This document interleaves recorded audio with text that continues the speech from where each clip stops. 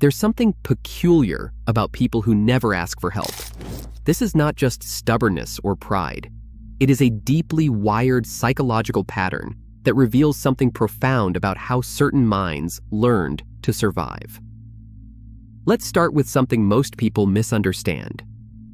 When we see someone struggling alone, refusing assistance, we often assume they are being difficult, that they are too proud, that they simply need to learn it is okay to lean on others.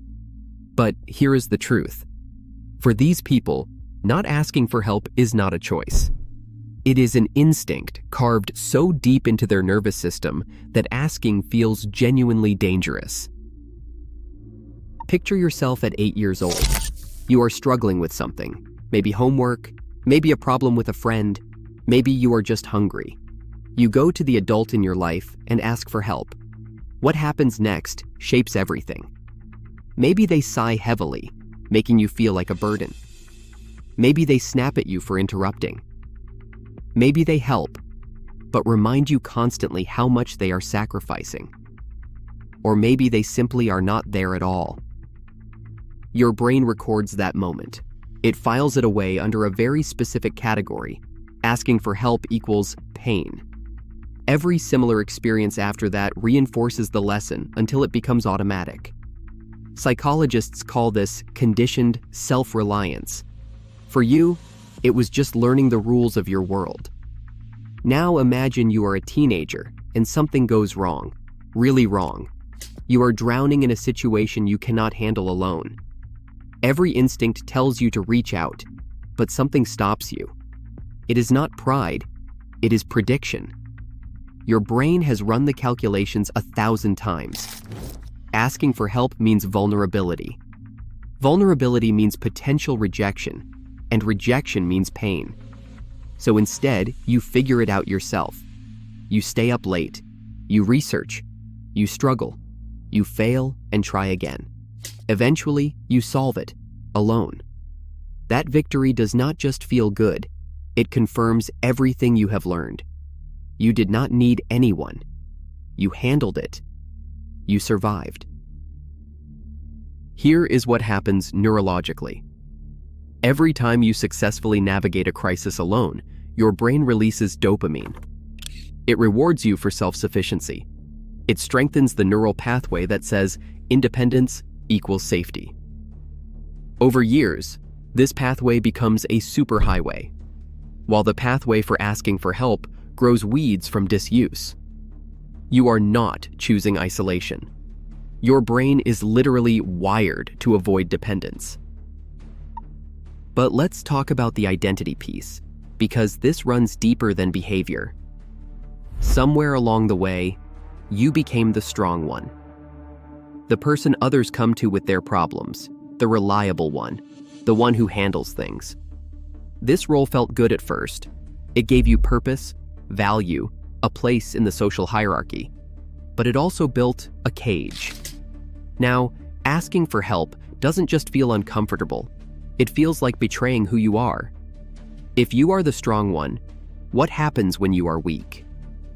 If you are the helper, what happens when you need help? The fear is not really about the help itself. The fear is about what asking might reveal about you. That maybe you are not as capable as everyone thinks. That maybe you have been performing strength this whole time.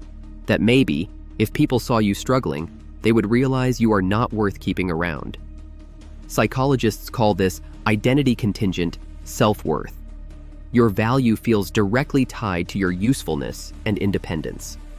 But for you, it is simpler than that. You learned early that people love you for what you provide, not for who you are. So you keep providing, and you never, ever let them see you need anything back. Here's the paradox that makes this psychology so complex. People who never ask for help are often the first to offer it. They will drop everything for a friend in crisis. They will notice when someone is struggling before anyone else does. They will give advice, resources, time, energy, whatever is needed. But accepting those same things is impossible. This is not hypocrisy. It is a different kind of logic. Helping others feels safe. It maintains the dynamic you understand. You are the giver. They are the receiver. Control stays exactly where you need it. But reversing that dynamic requires trust. You learned long ago not to give. Think about what trust actually means for someone with this wiring.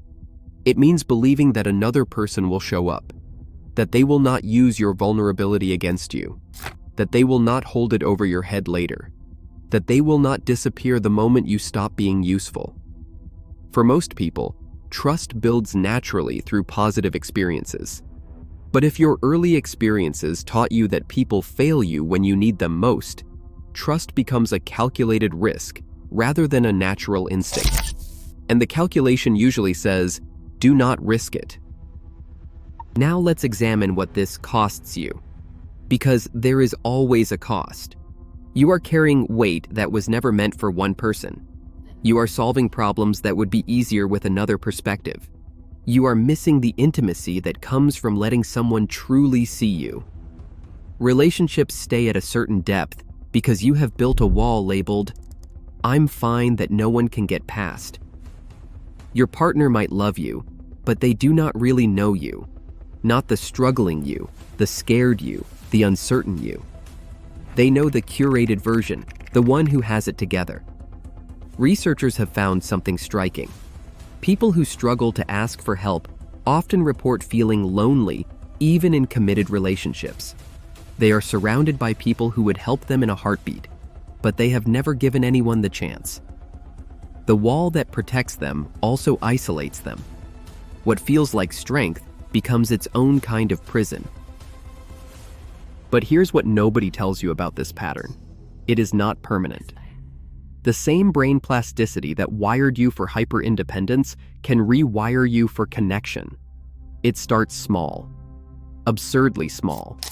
Ask someone to pass the salt when you could reach it yourself. Mention that you had a hard day without immediately saying, "But I'm fine." Let someone help you carry groceries, even though you could manage alone. Each tiny act of accepting help creates a new data point for your brain. It challenges the old prediction that asking equals pain.